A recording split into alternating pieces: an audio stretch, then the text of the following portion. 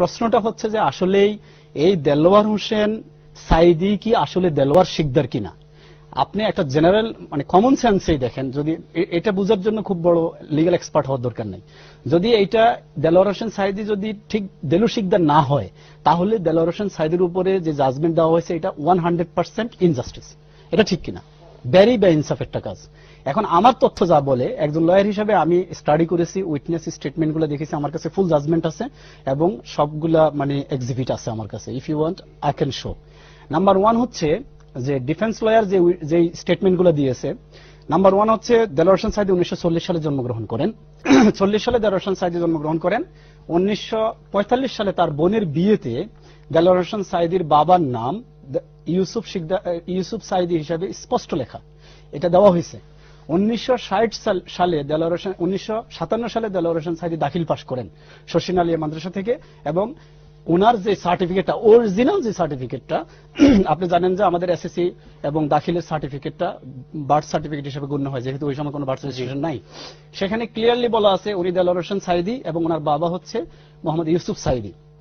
তারপরে দেখেন 1972 সাল 71 সালের পর থেকে শুরু করে 1972 সালে উনি তাফসির করেন সর্বপ্রথম, এবং সেটা ফিরোজপুরের টাউন হলে।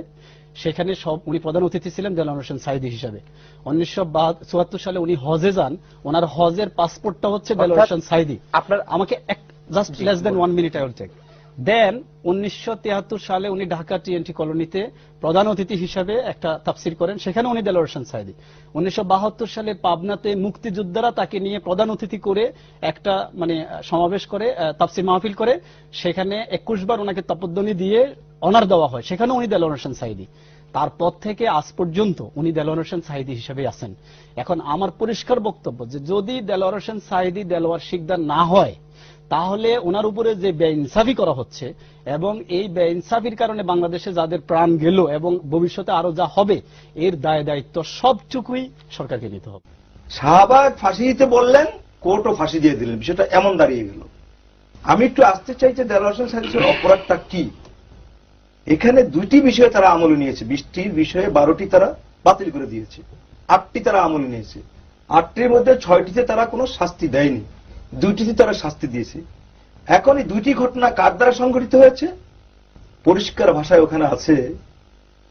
সেখানে আছে দেলোয়ার হোসেন শিকদার উর্ফে দেলু শিকদার নামে একজন রাজাকার ছিলেন, কুখ্যাত রাজাকার ওই এলাকায়, তিনি এই ঘটনাটি ঘটিয়েছেন। এটা বুঝতে হবে। দেলোয়ার হোসেন শিকদার উর্ফে দেলু শিকদার, তার বাবার নাম হইল রসুল শিকদার, তিনি বিশাব আলী এবং ইব্রাহিম কুটি হত্যা মামলায় জড়িত। এখন এখানে কি হলো, এই কুখ্যাত রাজাকারের নাম এসে হলো সাইদি সাহেবের ক্ষেত্রে। তার বাবার নাম কি? দেলোয়ার হোসেন সাইদি, ইউসুফ সাইদি। দেখেন এখানে কিন্তু নামের কোনো মিল নাই এবং ঘটনায়। আমি বরিশাল ডিভিশনের কমান্ডার তৎকালীন, আমার জানার কথা ছিল। আমি না জানলেও হয়তো ছোট মোটো জিনিস আমার সবকিছু জানা সম্ভব নয়। আমি পিরোজপুরের ডিস্ট্রিক্ট কমান্ডার আপনার জানা নুরুজ্জামান বাবুল জিজ্ঞাসা করেছি, মেজর জিয়াউদ্দিন যার বাড়ি পিরোজপুরের মুক্তিযোদ্ধা, তাকে জিজ্ঞাসা করেছি, মুক্তিযোদ্ধা বাতেনকে জিজ্ঞাসা করেছি, মুক্তিযোদ্ধা মুনানকে জিজ্ঞাসা করেছি, এই সাইদিটা কি হঠাৎ করে এটা কোথেকে জানাইলো। তারা আমাকে বলেছে যে হি ওয়াজ নট এ রাজাকার। যেটা সাইদির ব্যাপারটাই যদি আমরা ধরি, সাইদির ব্যাপারে বলছে রাজাকার। শাহজাহান ওমর মুক্তিযুদ্ধের বিরাট কমান্ডার, বীর প্রতীক পাওয়া লোক, সে বলছে আমার তালিকাতেই তার নাম নেই। পাকিস্তান থেকে পালিয়ে এসে মুক্তিযুদ্ধ করেছেন, সুতরাং তার ওখানকার সবার নাম নেই তার।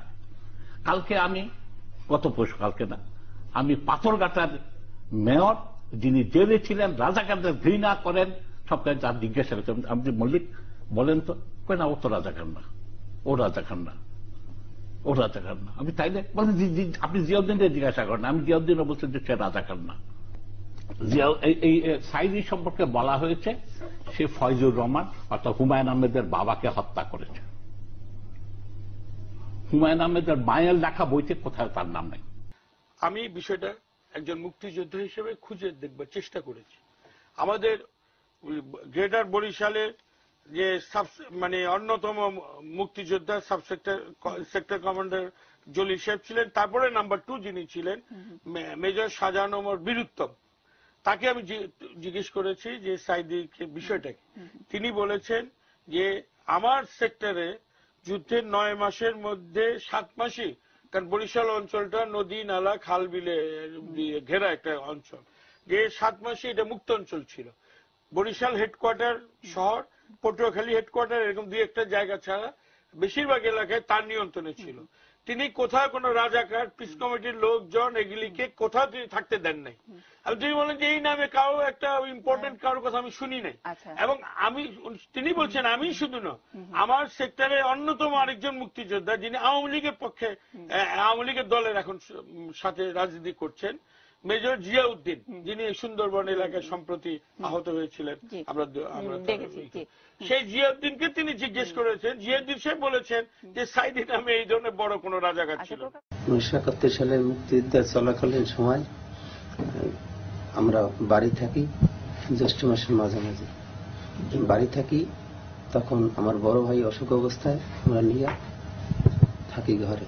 থাকার পরে শুনি চিৎকার টের পাই, মিলিটারি টের পাওয়ার পরে আমরা, আমার মা আর আমরা বাগানে যাই আমার বড় ভাইকে ঘরে রাখি।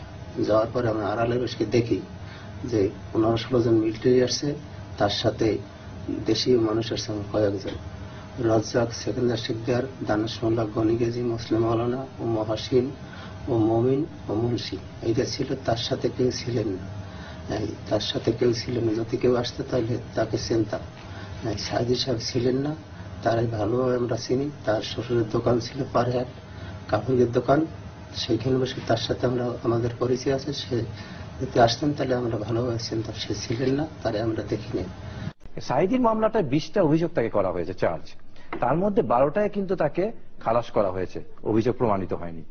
8টার মধ্যে মাত্র 2টাতে তাকে মৃত্যুদণ্ড দেওয়া হয়েছে। এই 2টা কেস কি?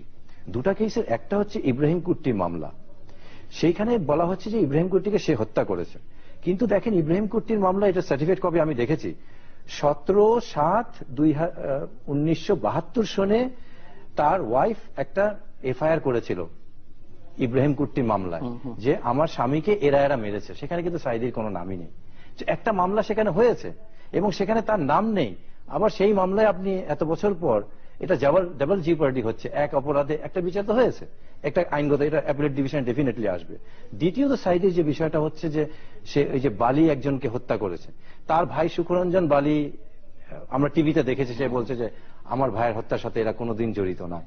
তাকে কিন্তু আইসিটির সামনে থেকেই পুলিশ কিংবা র্যাব ধরে নিয়ে গেছে এবং এটার জন্য হাইকোর্টে পর্যন্ত তারা গেছে যে তাকে উদ্ধার করে আনা হোক, এই সাক্ষীকে নেওয়া হয়নি। তো ডেফিনেটলি পাওয়া যায়নি। অ্যাপিলেট ডিভিশনে এই আইনগুলো বিশ্লেষণ তো আসবেই।